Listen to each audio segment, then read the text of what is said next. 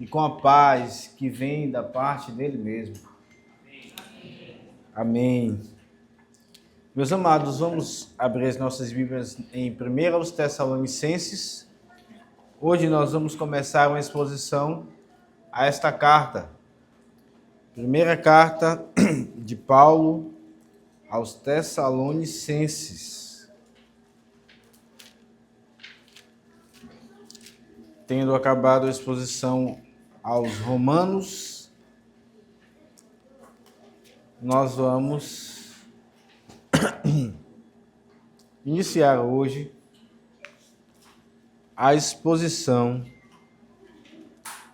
a esse texto das Sagradas Escrituras.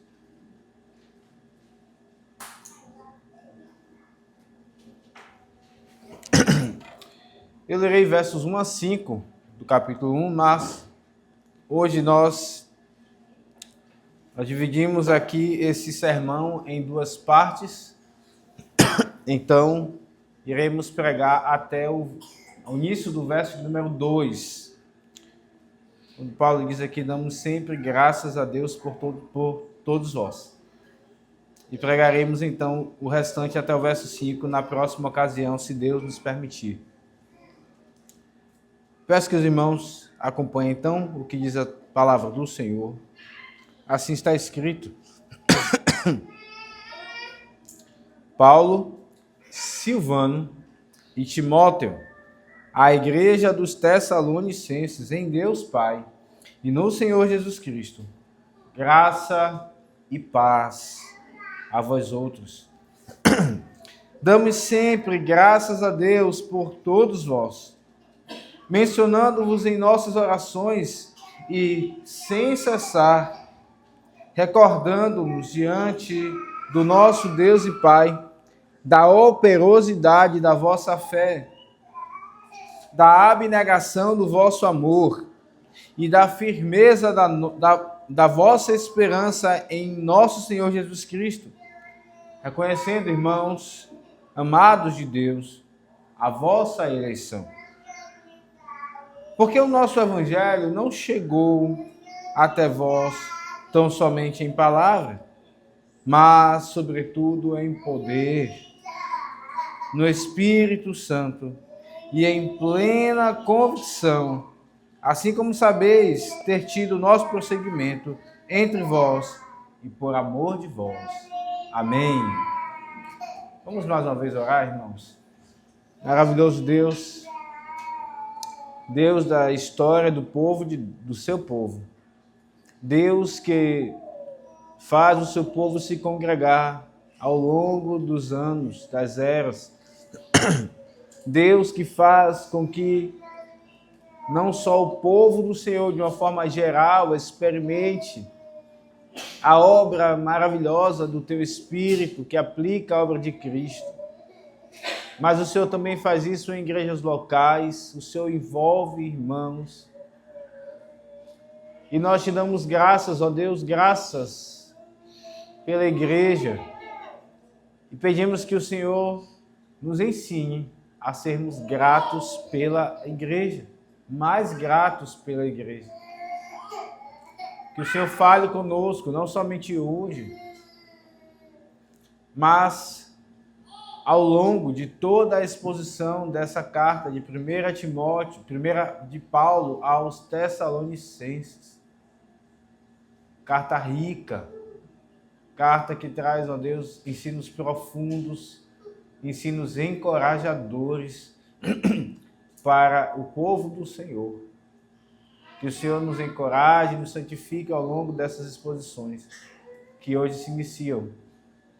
E que o Senhor hoje fale, ó Deus, conosco, nos ensinando em nome de Jesus, o teu maravilhoso Filho. Amém. Amém. Meus irmãos, quando nós olhamos para a igreja do Senhor, nós encontramos diversas limitações, na verdade. Nós encontramos diversos pecados, sim, sendo honestos. E quando isso acontece, ao perceber isso, algo que pode diminuir em nós é a gratidão pela igreja. Ou ainda que não tenhamos experiência de ver, de contemplar os pecados da igreja. Mas o simples fato de passar um longo tempo congregando pode fazer com que nós nos acostumemos a simplesmente fazer parte da igreja, como se fosse mais um grupo de pessoas legais, que nós conhecemos, nos relacionamos. Mas a igreja é muito mais do que um grupo de pessoas boas. A igreja é muito mais do que um grupo de pessoas onde ali tem famílias com as quais nós podemos ter trocas. E os nossos casamentos, e os nossos filhos, eles podem ser enriquecidos. A igreja é muito mais do que um grupo onde nós podemos ter, inclusive, enriquecimento profissional. Porque a nossa vida espiritual não pode ser dicotomizada, não podemos viver hoje o sagrado e amanhã o profano. Todas as coisas, elas estão unidas, como oramos, de fato, pela boca do presbítero Amazonas. Ao culto que hoje acontece, ele precisa se estender pela semana. A santificação que nos alcança hoje precisa se estender pela semana. Isso também se aplica à vida profissional. Mas veja, a igreja não é só um bom lugar para essas coisas. A igreja é muito mais do que isso. E é isso que pretendemos ver, meus irmãos. Os motivos pelos quais devemos dar graças, pretendemos ver nessas exposições também. Mas hoje nós veremos exatamente o ato de dar graças. O que é isso? E em que contexto é que nós devemos dar graças? Por qual igreja nós devemos dar graças? O que é igreja? Todas essas perguntas, elas são respondidas nesse sermão. Por isso, como eu disse, o tema do nosso sermão é o seguinte: dando graças pela igreja. Dando graças pela igreja. E essa é a primeira parte desse sermão. Eu iria pregá-lo até o verso 5, mas há muitos ensinamentos aqui, nós veremos. E resolvi então dividi-lo. Então, a primeira parte desse sermão é essa de hoje, dando graças pela igreja, primeira parte. E nós, então, iremos ver esse sermão sobre 2 pontos.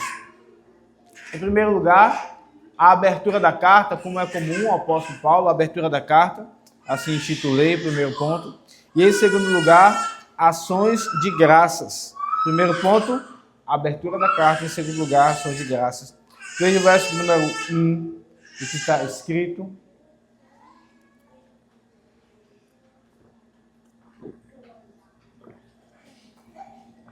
Paulo, Silvano e Timóteo, a igreja dos Tessalonicenses em Deus Pai e no Senhor Jesus Cristo, graça e paz a vós outros. Então, como é de costume, Paulo, ele inicia a carta identificando quem é que está falando, identificando a quem ele está falando e também dando aqui uma saudação. E ele se identifica, ele diz Paulo. É digno de nota aqui que nós não vemos o apóstolo Paulo dizendo Paulo, apóstolo do Senhor Jesus Cristo, como ele faz em outras cartas. Isso não pode ser, isso não é um mero detalhe. Há um motivo pelo qual Paulo não reforça o seu apostolado aqui dessa forma. É porque a autoridade do apostolado de Paulo não estava sendo prejudicada naquela igreja. Nós veremos, sim, Paulo fazendo aqui uma defesa do seu apostolado, e tem um motivo, mas o fato é que não havia ali uma oposição expressiva a tal ponto que Paulo precisasse dizer: eu sou apóstolo de Cristo Jesus, chamado para o evangelho e tal, como ele faz em outras cartas. Então ele simplesmente se identifica Paulo, ele é o autor dessa carta. Mas nós olhamos para esse texto e vemos que ele coloca outros dois nomes aqui acompanhados: Silvano e Timóteo. E muitos debatem, dizendo, na verdade, então, se Paulo coloca Silvano e Timóteo, então eles também são coautores da carta. Então, o Espírito Santo inspirou também Silvano e Timóteo para escrever esse texto. Será que de fato isso é verdade? Por que Paulo então coloca os dois nomes aqui? E a verdade, irmãos, é que não é que Paulo divida a autoria com eles, não é que o Espírito Santo tenha inspirado Silvano e Timóteo. A autoria da carta é carta de fato de Paulo. Carta de Paulo. Como está o título aí na sua Bíblia, não é inspirado, mas colocado aí pela editora, primeira epístola de Paulo aos Tessalonicenses. Mas então a pergunta vem: por que Paulo coloca o nome de Silvano e de Timóteo? E nós precisamos ir para Atos e outros textos que nos ensinam o que Silvano e Timóteo têm a ver com essa carta. Vamos abrir as nossas Bíblias em Atos 15, versos 39 a 41. Atos 15, 39 a 41.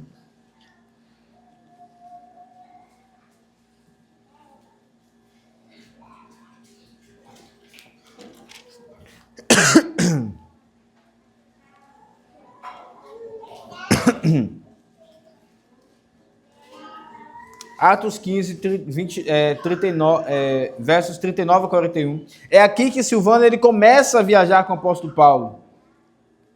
Houve entre eles tal desavença que vieram separar-se. Então Barnabé, levando consigo a Marcos, navegou para Chipre, mas Paulo, tendo escolhido a Silas, partiu encomendado pelos irmãos à graça do Senhor. E passou pela Síria e Sicília, confirmando as igrejas. Aqui, Silvano começa a viajar com Paulo, mas talvez, se você for um leitor atento, você se perguntará: eu não vi Silvano sendo mencionado aqui. E, de fato, o nome Silvano aqui não aparece. Mas Silas, assim como aconteciam com outros nomes, é uma abreviação de Silvano. Então, isso está registrado nos escritos daqueles dias. Então, aqui, de fato, está Silas, ou Silvano é a mesma pessoa, que começa a viajar com o apóstolo Paulo. Ele começa a acompanhar Paulo no início dessa segunda viagem missionária. Mas veja que quando esse momento aqui, ele é um momento logo após ao chamado Concílio de Jerusalém, onde os apóstolos se reúnem, aquela situação com os judaizantes, eles querendo fazer com que os irmãos se circuncidassem. E veja, o desenrolar de tudo é que eles escrevem uma carta, e essa carta precisa ser distribuída pelas igrejas. E veja o que diz aqui no verso 22, Atos 15. Então pareceu bem aos apóstolos e aos presbíteros, com toda a igreja, tendo elegido homens entre eles, enviá-los juntamente com Paulo, Barnabé, Antioquia. Quem foram? Foram Judas, chamado Barsabás, e Silas, homens notáveis entre os irmãos. Quem era Silvano?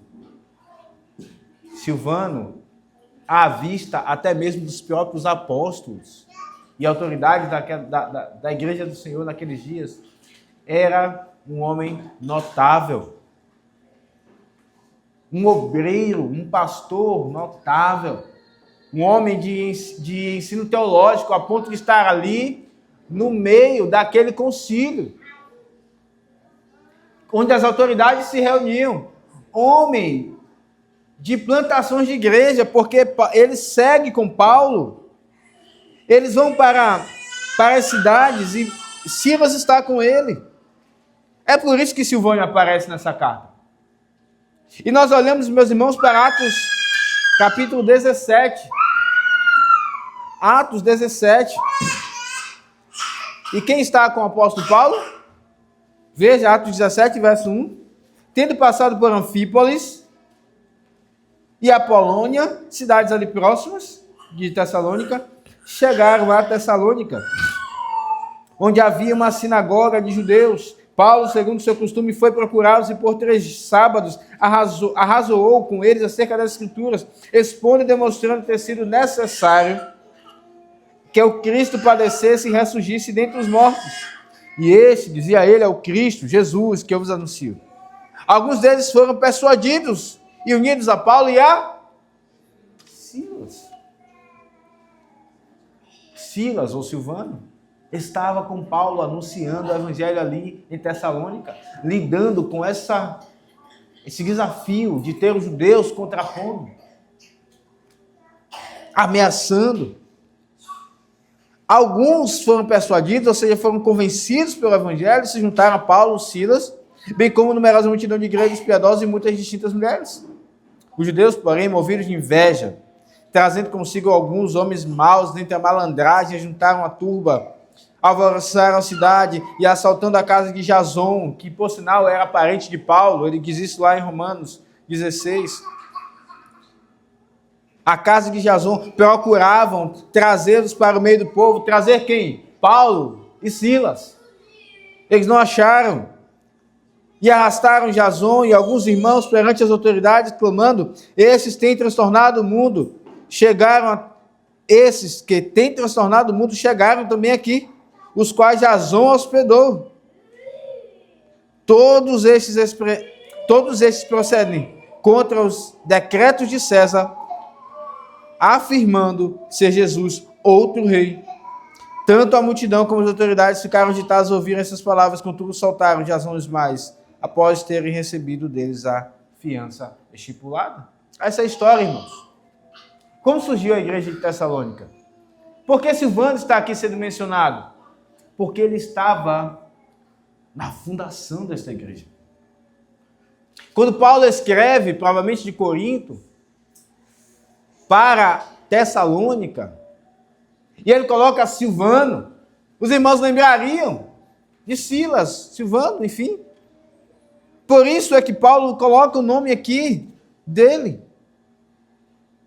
Mas ele também coloca o nome de Timóteo. E por que Timóteo está aqui? Timóteo é mais um obreiro. Paulo chega na cidade de Derbe, o primeiro local onde ele é aqui registrado em Atos 16. E ali está Timóteo. E Paulo então diz aqui no verso número 3, voltando para Atos 16, quis Paulo que ele fosse em sua companhia, por isso circuncidou, por causa dos judeus, daqueles lugares, pois todos sabiam que seu pai era grego. Timóteo é mais um nome colocado aqui, como junto com Paulo, não como coautor, mas estando com Paulo, porque também Timóteo participou de tudo isso. Se nós olharmos um pouco mais à frente, de 1 Tessalonicenses, no capítulo 3, nós veremos a importância de Timóteo. 1 Tessalonicenses 3, versos 1 a 6, diz assim: pelo que, não podemos suportar mais o cuidado por vós, pareceu-nos bem ficar sozinhos em Atenas. Só para que os irmãos entendam, falaremos um pouco mais sobre isso mais à frente, mas essa é a segunda viagem em que Paulo ele quer ir para a região da Ásia, ali onde está Éfeso e outras cidades. O Espírito Santo o impede. Então eles chegam até Troade depois, e ali eles têm um sonho, onde ali ele sonha com um varão dizendo: passa a Macedônia. Dali então eles viajam e chegam a Macedônia. E eles chegam então, eles vão seguindo essas cidades: Anfípolis, depois eles chegam a Filipos, depois eles vão para Tessalônica, depois Bereia, depois Paulo vai para Atenas, depois para Corinto. Então Paulo, provavelmente de Corinto, está escrevendo essas palavras. E Paulo diz: pelo que não podendo suportar mais o cuidado por vós, pareceu-nos bem ficar sozinho em Atenas. Conta a história, irmãos, nós precisamos aqui manusear mais a Bíblia hoje. Veja a sua Bíblia aí em Atos 16. Atos 17. Atos 17. Lemos Atos 17, 1 a 9. Paulo está em Tessalônica. Os judeus perturbam eles. Verso 10 diz que eles foram para Bereia. Paulo e Silas foram para Bereia. E eles chegaram ali e foram para a sinagoga. E então nos diz, no verso de número 14, então os irmãos promovendo detença, os judeus de Tessalônica, sabendo que Paulo estava em Bereia pregando o evangelho, foram para lá, para perturbá-lo, persegui-lo. E diz o verso 14, então os irmãos promoveram sem detença a partida de Paulo para os lados do mar. Porém, Silas e Timóteo continuaram ali. Então Timóteo fica ali, em Bereia. É aquele onde ele está. Paulo agora vai para Atenas. Então ele pega e viaja para Atenas por terra. Diz o verso 15, os responsáveis por Paulo levaram-no até Atenas e regressaram trazendo ordem. Preste bem atenção na história. Eles levam Paulo para Atenas e voltam para falar com Silas e Timóteo com uma ordem de Paulo para que o mais depressa possível fossem ter com ele.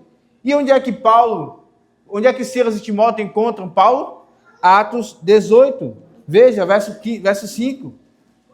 Quando Silas e Timóteo desceram de onde? Da Macedônia. Foi lá onde Paulo deixou eles. Em Bereia. Eles voltam da Macedônia. Paulo se entregou totalmente à palavra, testemunhando aos judeus que o Cristo é Jesus. Então ele volta eles voltam, mas antes, voltando então para 1 Tessalonicenses 3, quando eles voltam, eles trazem notícias, e diz aqui então chegamos ao momento da história, onde Paulo diz, 1 Tessalonicenses 3, pelo que não podemos suportar mais o cuidado por vós, pareceu-nos bem ficar sozinho em Atenas. E enviamos nosso irmão Timóteo, ministro de Deus, no Evangelho de Cristo, para em benefício da vossa fé, confirmar-vos e exortar-vos, a fim de que ninguém se inquiete com essas tribulações, porque vós mesmos sabeis que estamos designados para isto. Pois quando ainda estávamos convosco, predissemos que íamos ser afligidos, o que de fato aconteceu e é do vosso conhecimento. Foi por isso que, já não me sendo possível continuar esperando, mandei indagar o estado da vossa fé, temendo que o tentador vos provasse e se tornasse inútil o nosso labor. Agora, porém, com o regresso de Timóteo, vindo do vosso meio, Paulo está escrevendo essa carta, com as notícias da igreja lá de Tessalônica. Então, ele estava angustiado, ele envia Timóteo para saber como estava o estado da alma daqueles irmãos, daquela igreja que foi aberta.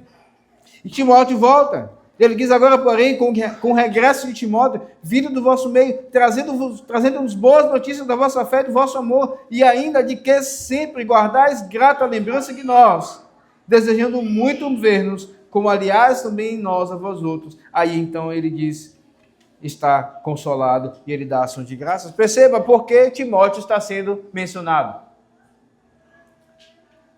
Silvano participou da fundação daquela igreja. Timóteo também estava. Mas além disso, Timóteo vai.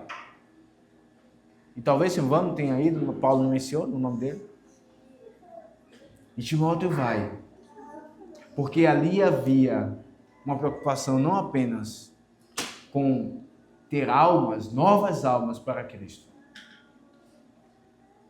Há uma preocupação em saber o estado daqueles que foram alcançados pelo Evangelho.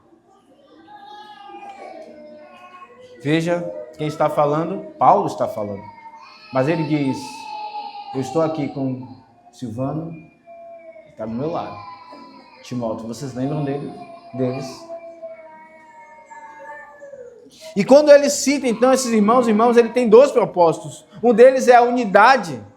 Aliás, é um propósito, é a unidade no acompanhamento pastoral. A unidade no acompanhamento pastoral. Paulo está dizendo, não apenas eu, que plantei esta igreja, estou preocupado com elas, com vocês, mas também Silvano e Timóteo. Nós estamos unidos no mesmo pensamento de cuidar de vocês. Por isso, Paulo, que poderia assim dizer Paulo e apenas o nome dele, ele também cita Silvano e Timóteo, mostrando aqui o quão é importante a unidade de pensamento no acompanhamento e no encorajamento pastoral das ovelhas que já foram alcançadas. Paulo nos mostra aqui, meus irmãos, que é muito importante que pessoas que não têm a Cristo sejam alcançadas. E os tessalonicenses foram. Nós veremos também mais à frente. Eram imersos em idolatria, diz no verso 9, do capítulo 1. E eles foram alcançados. É muito importante que pessoas sem o Evangelho, sem Cristo, nas trevas, servas de Satanás, sejam alcançadas. Mas também é muito importante que aqueles que já foram alcançados sejam acompanhados, encorajados. Por vezes nós estamos muito preocupados com aqueles que estão perdidos. E nós devemos estar. Mas aqueles que ao colocar o seu pé na estrada da caminhada da fé, lidam com diversos desafios, como veremos nessa carta, eles também precisam de cuidado.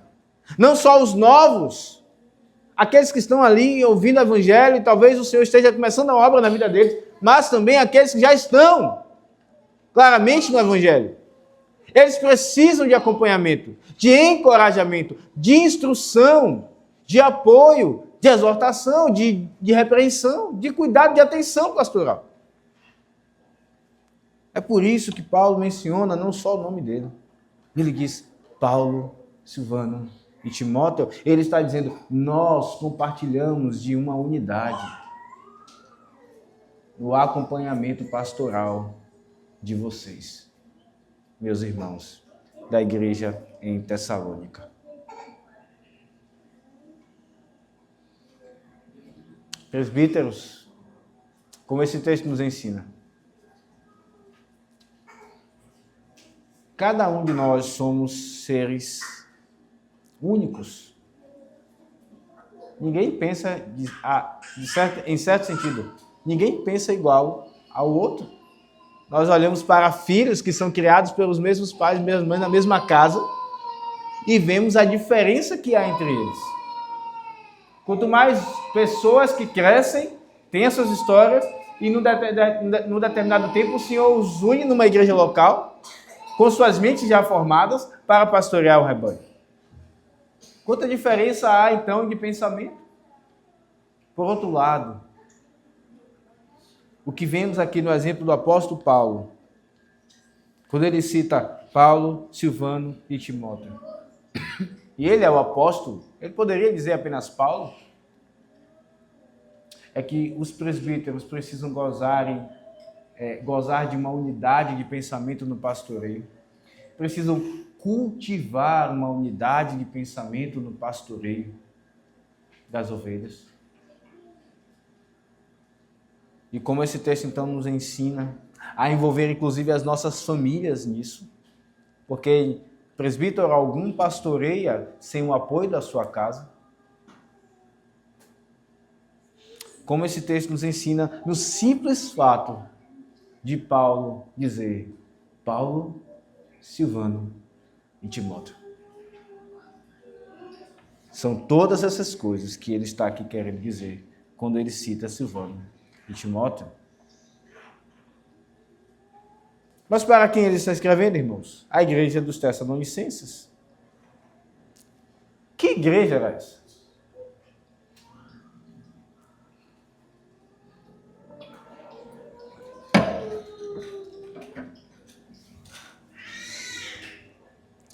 A igreja dos Tessalonicenses. Era uma igreja que vivia numa cidade de contexto complexo, mas ao mesmo tempo providencial. Era impressionante o contexto no qual o Senhor Deus colocou essa igreja. A igreja aos Tessalonicenses é uma igreja aqui, meus irmãos, numa cidade portuária. Tessalônica ficava, o porto que havia em Tessalônica era, se não o melhor, um dos melhores da Macedônia. Em termos de profundidade, para que o navio chegasse ali e atracasse. Nós sabemos um pouco do que significa na nossa região do Amazonas. Quando o rio abaixa, nós sabemos a dificuldade que se instala, porque embarcações de porte maior não podem atracar, então começa a ter uma dificuldade de chegar a alguns produtos e etc. Tessalônica ficava num porto maravilhoso. Melhor, num local maravilhoso, onde ali havia esse porto. Era uma cidade portuária. E por ser uma cidade portuária, havia fluxo de muita gente entrando e saindo a todo momento. Navios que traziam muita gente, muita carga, pessoas entrando e saindo, com diversas culturas, idiomas, entrando e saindo em Tessalônica. E por isso, irmãos, o efeito disso era que eles sofreram influência cultural, não só em muita quantidade, em grande quantidade, mas variadas experiências culturais se reuniam ali em Tessalônica. Gente de todo canto do mundo, de vida tão diferente, hábitos tão diferentes. E muita gente passava por Tessalônica. Ela era uma cidade portuária e a igreja estava ali, naquele contexto. É para essa igreja, com essas características que Paulo está escrevendo, não apenas isso. Tessalônica ficava, se não no meio, à beira da estrada mais importante do Império Romano naqueles dias. Uma estrada chamada Via Inácia. Ela era enorme.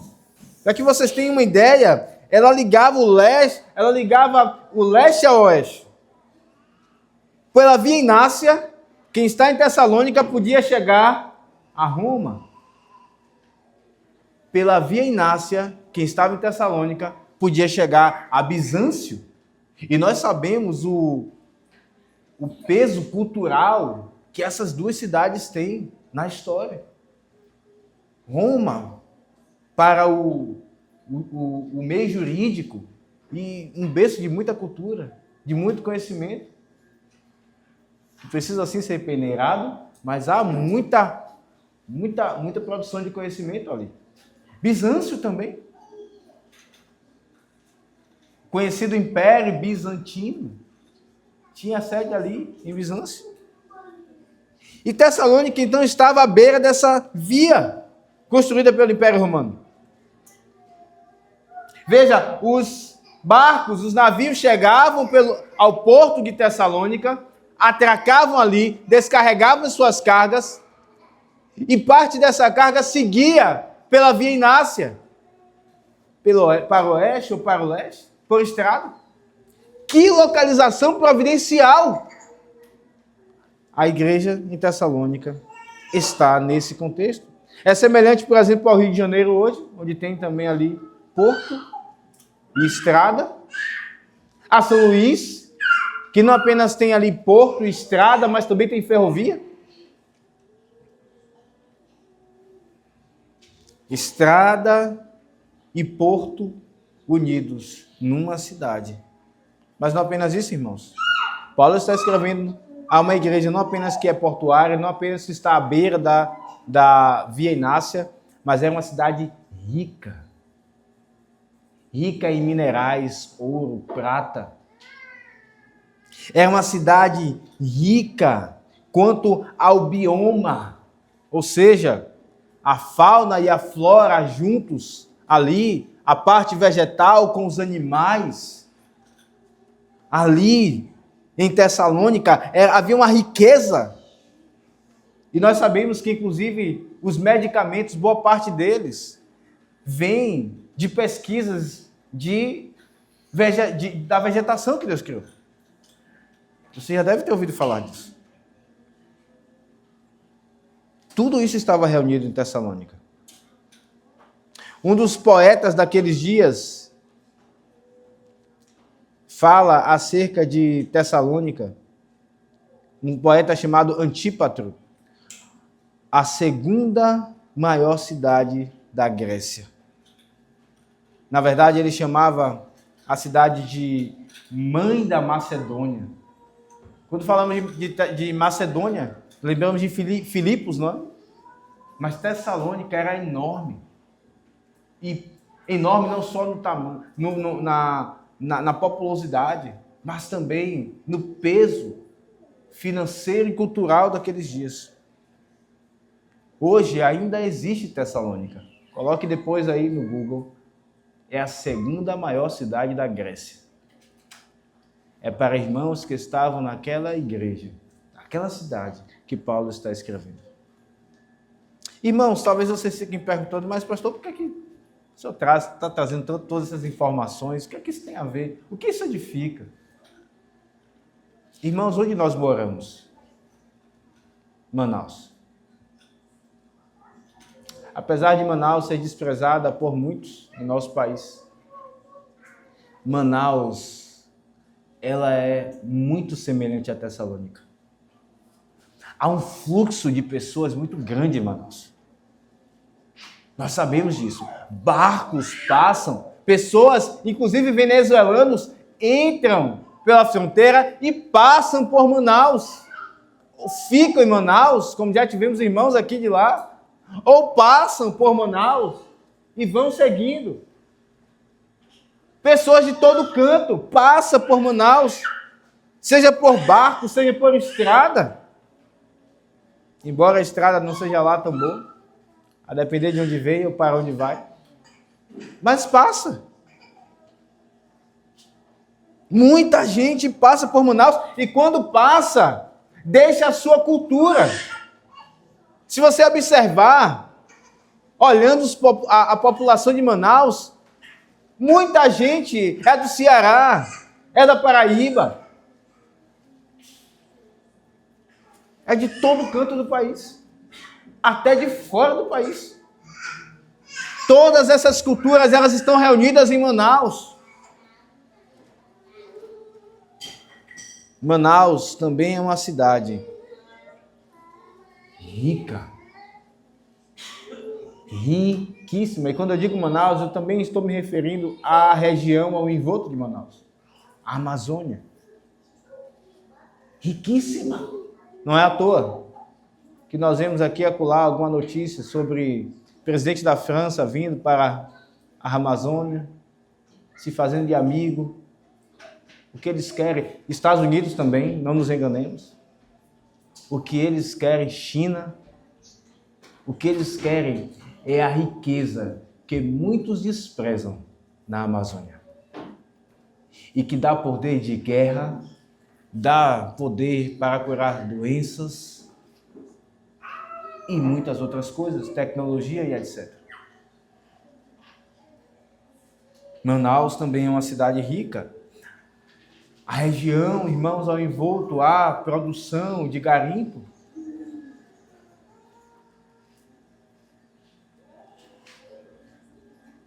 O Senhor nos colocou nesse contexto.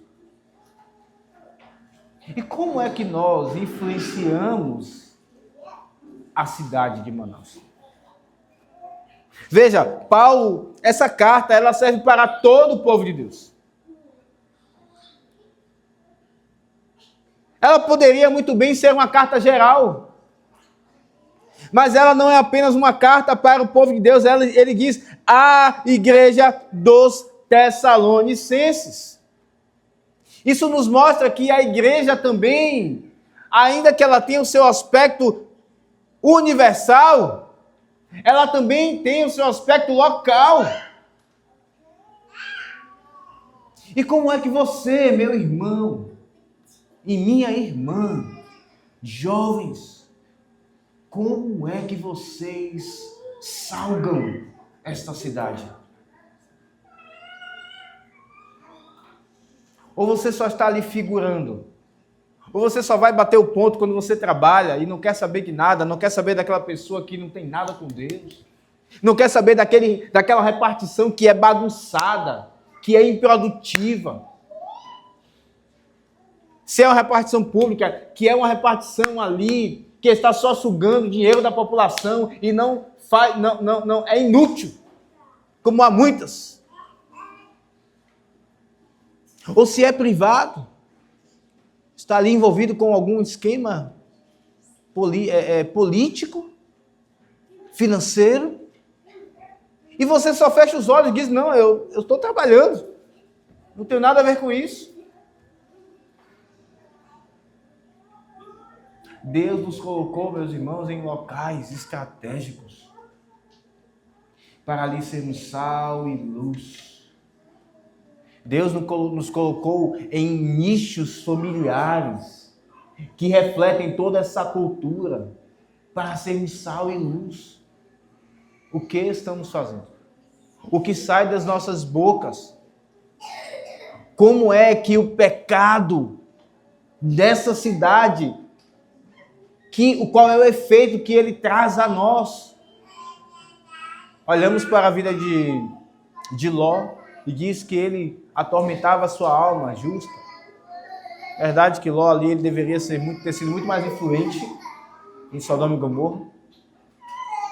Até mesmo nunca deveria ter ido para lá, mas estando ali, ele deveria mudar muito mais. Mas muitas vezes, o que eu estou colocando aqui é que nós fingimos que não vemos as trevas nesta cidade. Fingimos que não vemos a inutilidade de muitas coisas, os maus serviços. Passamos direto. Porque, afinal de contas, eu sou cidadão celestial. E Cristo vai voltar para me levar. Mas nós também moramos em Manaus. Foi aqui que Deus nos colocou. Eu não sei se você vai para outro lugar depois. Mas agora nós estamos vivendo em Manaus. A igreja que se reúne em Manaus. É para ela que Deus está falando. Você faz parte dela, você está em Manaus e você não pode agir de forma a desprezar essa realidade. Seja um bom profissional, para que as pessoas notem. Seja misericordioso no seu local de trabalho e parentela, vizinhança. Isso é um desafio, irmãos. Vivemos dias em que o normal é ser individualista, é viver a vida. É levantar o meu muro, é fechar o meu portão e acabou. Eu não tenho nada a ver com a vida das outras pessoas. Só que nós temos. Você percebe isso? Louve a Deus por estar em Manaus. Numa cidade riquíssima. Louve a Deus por ser um cristão em Manaus e fazer parte da igreja em Manaus. Louve a Deus por ter esse privilégio.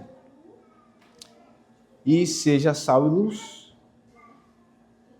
Paulo está escrevendo a quem? A igreja do Senhor, de fato, em geral. Mas ele é mais específico. Ele diz, a igreja dos Tessalonicenses. Esses são esses nossos irmãos a quem Paulo está escrevendo. E ele dá uma saudação, graça e paz a vós outros. Graça, pela qual Deus nos chama, pela qual Deus nos separa. E ele faz isso porque nós somos, apesar de nós sermos maus, ele é bom. Ele nos chamou das trevas. Nós não somos diferentes daqueles que estão fora do Evangelho. A graça nos alcançou Paulo então está dizendo graça. Mas ele também diz paz. A paz que é o resultado da graça. Justificados, pois, mediante a fé, temos paz com Deus. Romanos 5, verso número 1. Se é grande a obra da graça, o resultado dela também é grande. A paz. A paz que excede todo entendimento. Mesmo em meio a uma cidade tão movimentada como Tessalônica, mesmo em meio a uma cidade tão movimentada como Manaus. Graça e paz. A graça e a paz, irmãos. A paz. E ele diz em Deus, Pai, e no nosso Senhor Jesus Cristo, a fonte da graça e da paz. O Pai e o Filho, o Senhor Jesus. Somente esses que têm comunhão com Deus é que podem receber esse cumprimento do apóstolo Paulo. Graça e paz. Você tem comunhão com Deus? Você ama a Deus de todo o seu coração? A graça já te alcançou? Aquilo que você planejava para a sua vida se tornou refúgio, coisa inútil, diante de uma obra maravilhosa de salvação. E Deus então mudou o destino da sua vida para sempre. A graça já te alcançou. E então veio logo em seguida a paz. Ou você nunca foi alcançado pela graça e pela paz?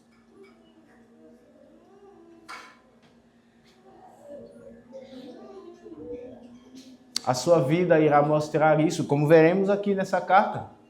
A vida desses irmãos, o impacto do Evangelho na vida deles.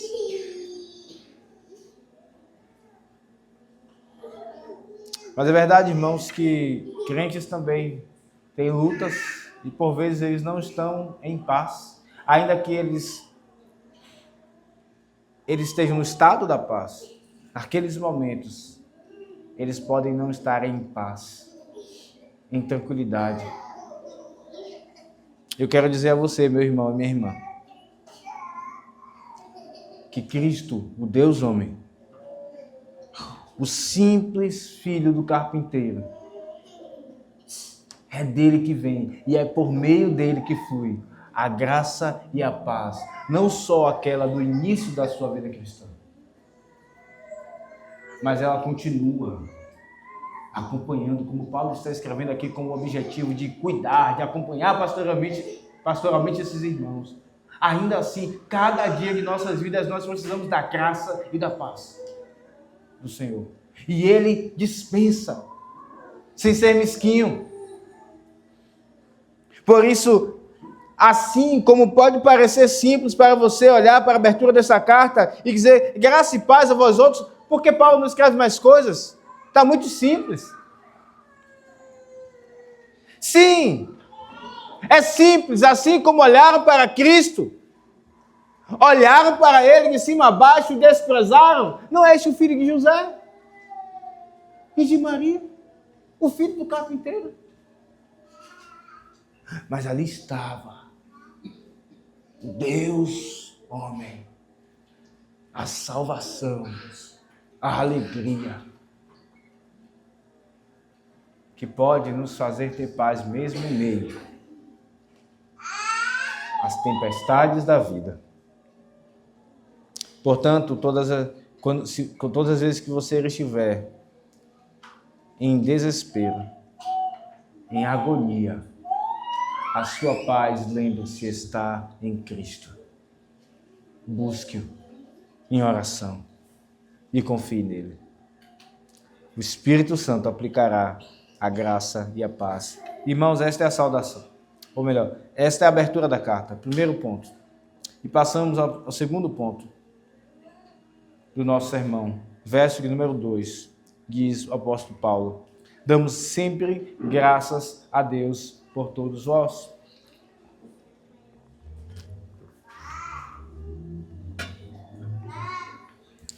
Damos sempre graças a Deus por todos vós. Aqui está o nosso primeiro ponto: ações de graças. E veja, Paulo aqui, ele não apenas diz assim: olha, eu estou felizinho por vocês. Eu estou alegrinho por vocês. É uma expressão profunda, irmãos. Quando Paulo diz damos sempre graças a Deus, ou damos graças a Deus sempre. É uma gratidão alegre a Deus pela unidade da igreja e pelos frutos dela. É isso que Paulo está fazendo. Irmãos, Paulo estava em meio a lutas aqui. Como eu disse, provavelmente ele escreve de Corinto. E lá em Atos 18, nós vemos que mais uma vez Paulo sofre com a perseguição dos judeus. Paulo é colocado diante de autoridades. Paulo estava com a sua agenda cheia, com a sua cabeça em conflito, por conta de tantos problemas. Mas é nesse contexto, preste bem atenção, que Paulo diz: eu dou graças a Deus. Eu me alegro pelo que Deus está fazendo na vida de vocês. Eu dou graças a Deus.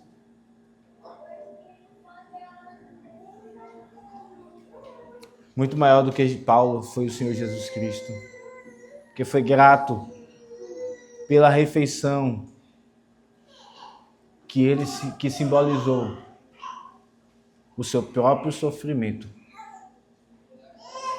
Porque está escrito, irmãos, que na noite em que ele partiu o pão, ele deu graças. E o partiu, dizendo: está o meu corpo, que é dado por vós, comei dele todos. E depois diz o texto, que depois que eles cearam, ele tomou do cálice e disse: está o meu sangue, o sangue da nova aliança, que é derramado em favor de muitos para a remissão dos pecados. Respirando o cheiro da sua própria morte. A trama que estava acontecendo naquele tempo mesmo. O Senhor Jesus ora e dá graças. Mesmo que isso implicasse em sua morte. Mas ele dava graças, porque em primeiro lugar glorificaria a Deus, e em segundo lugar iria trazer vida para a igreja. Irmãos, como nós aprendemos aqui? Como aprendemos aqui nesse texto?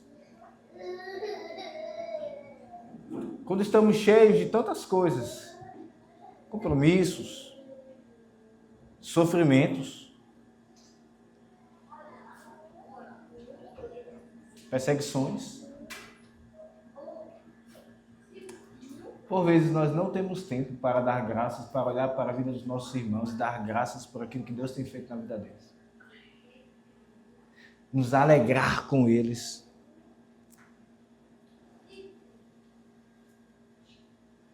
Não temos tempo. E até pensamos às vezes, ninguém sabe o que é que eu estou passando. Sim, de fato, ninguém sabe. Ninguém que vive aqui. Mas o Senhor Espírito Santo que habita em nós sabe. O Senhor Jesus que passou pelas piores provações sabe. Mas Ele mesmo deu graças. Ele se alegrou por aquilo que Deus iria fazer em nossas vidas. Como isso tira o individualismo de uma cidade cheia como Tessalônica e de uma cidade cheia como Manaus, de tanta agitação e vida noturna que não para, e nos faz pensar nos outros, mesmo quando eu tenho problemas. Mas ainda, irmãos, quando Paulo diz dar graças, ele não está apenas demonstrando a sua alegria em meio a lutas que ele estava passando. É um ato de culto pessoal. Porque a mesma palavra que nós usamos para a ceia do Senhor, Eucaristia. Esse não é o nome católico romano, tire isso da sua cabeça. Esse é o nome bíblico, que infelizmente hoje é muito mais falado pelos católicos romanos do que por nós. Eucaristia é o nome para o sacramento, para a ceia do Senhor. E é essa palavra, eucaristiar, né? Poderíamos traduzir assim, ficaria muito estranho. Paulo poderíamos traduzir assim, sempre eu eucaristio por todos vós. Ia ficar muito estranho. Mas é isso que Paulo está fazendo. Ele está dando graças, e essa ação de graças é um ato de culto pessoal diante do Senhor. É uma verdadeira adoração pelo Deus, pelo que Ele tem feito na vida daqueles irmãos. Nós veremos no próximo sermão os efeitos do Evangelho na vida desses irmãos, a fé, o amor, a esperança. E a quem é devido tudo isso? Aos Tessalonicenses? Eles eram crentes potentes. A glória está neles? Paulo diz não. Damos sempre graças a Deus.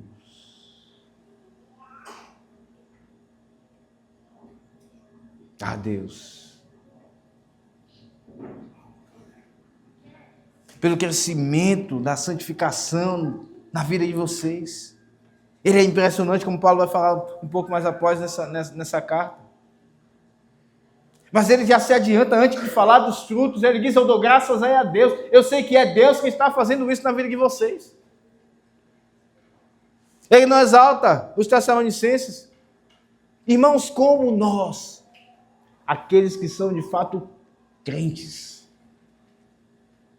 eles veem em seu coração uma luta diária contra o orgulho. Como nós somos tentados a olhar para nós e achar que a compreensão bíblica que temos, que o tempo de oração que temos com Deus, o quanto participamos do culto, o quanto nós até amamos os irmãos, como nós somos tentados a achar que tudo isso vem de nós. E muitas vezes nós até nos usamos como medida. Não é porque eu não faço isso, porque fulano faz. Como se viesse de nós essas coisas. Deus é o motivo dos frutos do Evangelho em nossas vidas. Quando nós nos compadecemos, quando nós amamos, quando nós entendemos a Escritura, quando nós nos quebrantamos diante do Senhor. Quando nós confiamos no Senhor e dizemos não ao pecado, às tentações, quando Satanás nos cerca. Quando nós fazemos tudo isso, irmãos, é o Espírito Santo de Deus operando em nós. E nos guardando de nós mesmos. Por isso, nos unamos ao apóstolo Paulo e demos graças.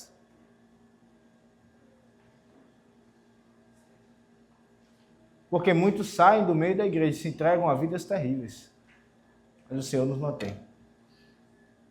E crescendo. Damos graças a Deus. A Deus.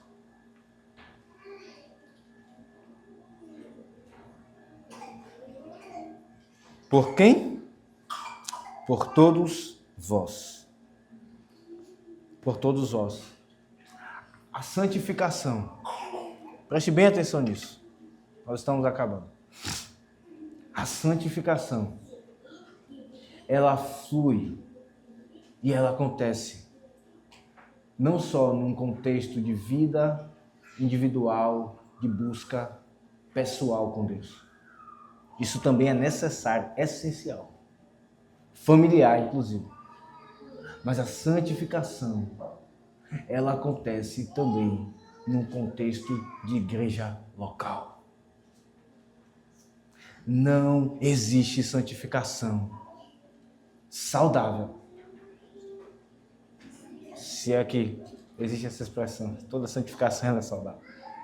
Mas eu quero dizer, não existe santificação pungente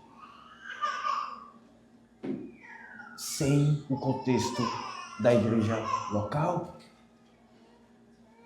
Paulo não apenas diz, eu dou graças por um e outro. Ele diz por todos vós. Isso nos mostra, irmãos, a unidade daqueles irmãos. Eles cresciam juntos. Como uma pedra, a outra vai se desgastando e vai moldando. O ferro que se afia com ferro. Assim nós vamos nos amolando, não uns contra os outros, mas juntos, para vencer as trevas, para avançar. Assim, as portas do inferno não prevalecerão contra a igreja. Assim crescemos em santificação, assim encontramos ajuda. Paulo diz a todos, eu dou graças a Deus por todos vós. Vocês, irmãos de Tessalônica. Isso mostra também a unidade. Esses irmãos vivem em unidade. E eu bato na tecla, irmãos. Nós precisamos uns dos outros. Há uma porção de Deus, como se Deus tivesse derramado uma porção de bênção para nós, na vida uns dos outros. E nós oramos pedindo. Nós insistimos com Deus pedindo. Mas enquanto nós não nos envolvermos uns com os outros, nós não teremos essa porção. Porque Deus colocou na vida do irmão que já entendeu aquilo que nós ainda não entendemos. Que já venceu aquela luta que nós estamos enfrentando. E nós precisamos uns dos outros. Tudo isso está aqui. Quando Paulo diz, eu dou graças a Deus por todos vós. Mas finalizando, irmãos, ele diz sempre, continuamente. Isso mostra como Paulo respirava a oração pelos crentes. Paulo era um pastor. Ele poderia dizer, junto com aqueles apóstolos lá em Atos 6, nós vamos nos dedicar à oração e à palavra. E como nós, presbíteros, precisamos nos dedicar à oração. A oração. Nós precisamos sim estudar a palavra de Deus para ensinar a igreja. Nós precisamos visitar os irmãos. Nós precisamos aconselhar os irmãos. Mas nós também precisamos orar. Nós precisamos dar atenção às nossas famílias. Mas nós também precisamos orar. Porque há respostas daquilo que temos que fazer no meio do rebanho que não temos. E o Senhor nos dará na oração. E mais uma vez, irmãos, Paulo está escrevendo à igreja de Tessalônica. Uma igreja numa cidade agitadíssima. E nós podemos aplicar isso ao nosso contexto. Como vivemos numa agitação. Agitações que elas precisam fazer parte da nossa vida. E precisamos pedir graça a Deus para lidar com elas. Agitações que nós escolhemos ter às vezes. E não precisamos delas. Precisamos nos dedicar à oração. Iremos ver mais sobre isso quando Paulo falará no restante aqui desse texto. Mas não somente a liderança. Cada crente precisa se dedicar à oração. Você tem dedicado o tempo diário para orar? Ou você acha que já não precisa orar tanto? Porque consegue administrar a sua vida espiritual Você é cheio de dificuldades, de limitações pessoais. Você enfrenta desafios na sua família, no seu trabalho, na criação dos seus filhos, na sua vizinhança, na sua parentela. E elas estão sendo colocadas diante de Deus em oração.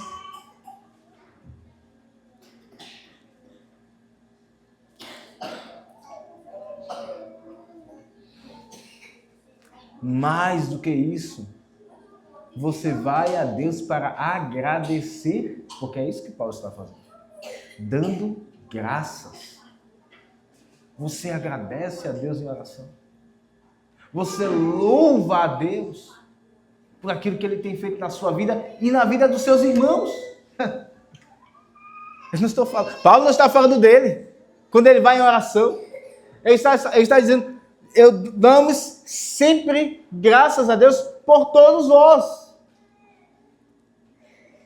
As suas orações também são compostas de momentos em que você se lembra dos irmãos e se alegra por eles. Ah, pastor, a minha vida está tão cheia. Sim, irmãos. Cheia. Mas nós precisamos priorizar a oração. Vá ao Senhor em oração, reflita, escreva a sua rotina.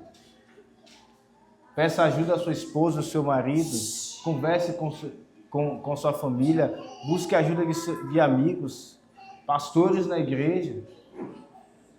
Organize o seu tempo.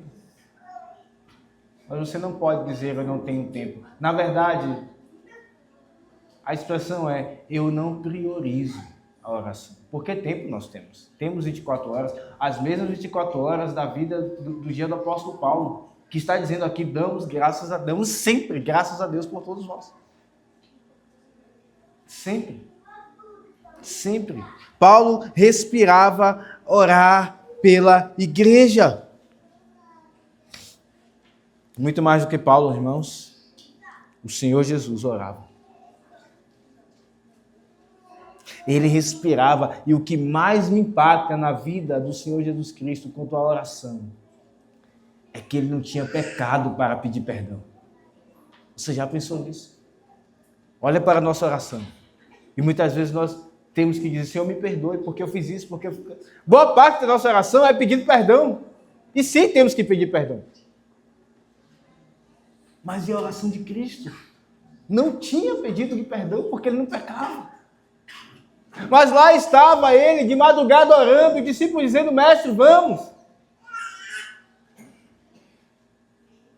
Ele orava porque ele tinha prazer na presença de Deus em oração.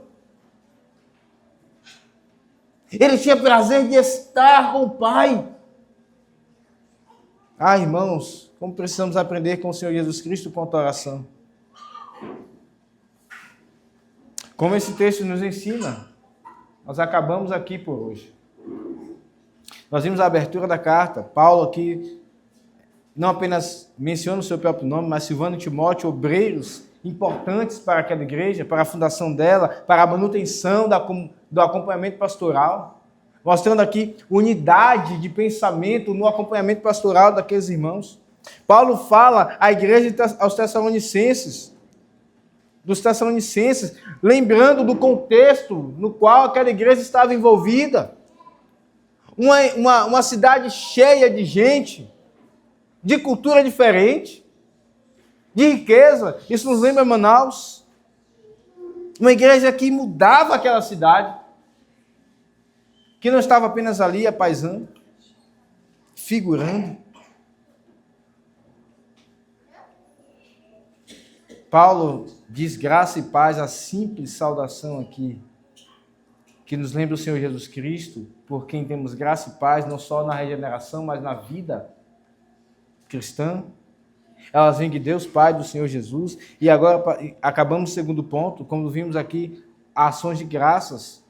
Paulo em culto se alegra, mesmo em meio à perseguição dos judeus, dizendo: Senhor, obrigado por aquilo que o Senhor tem feito na vida daqueles irmãos. Eu te louvo, eu te glorifico pelas virtudes na vida daqueles irmãos. Paulo tinha espaço na sua agenda corrida para fazer isso.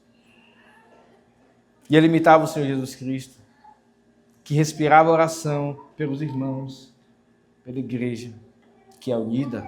Irmãos, quantos ensinos nós temos aqui nessa curta porção da palavra de Deus.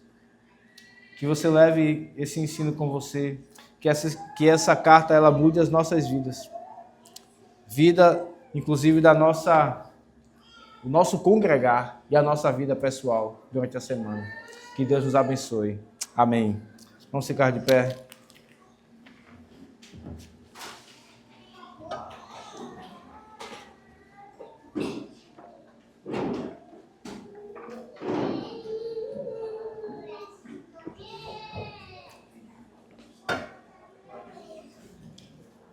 Maravilhoso Deus e Pai nosso que está nos céus, enche os nossos corações de gratidão pela igreja, gratidão a Ti por tudo que o Senhor tem feito no meio da igreja. Ilumina-nos pelo Teu Santo Espírito. Aplica esta palavra ao nosso coração, nos dê sincera alegria perante o Senhor pela vida dos irmãos, por aquilo que o Senhor tem feito na vida da nossa igreja e da igreja do Senhor de uma forma geral. Ensina-nos e alcança aqueles que estiverem aqui sem Cristo. Essa é a nossa oração em nome dele. Amém.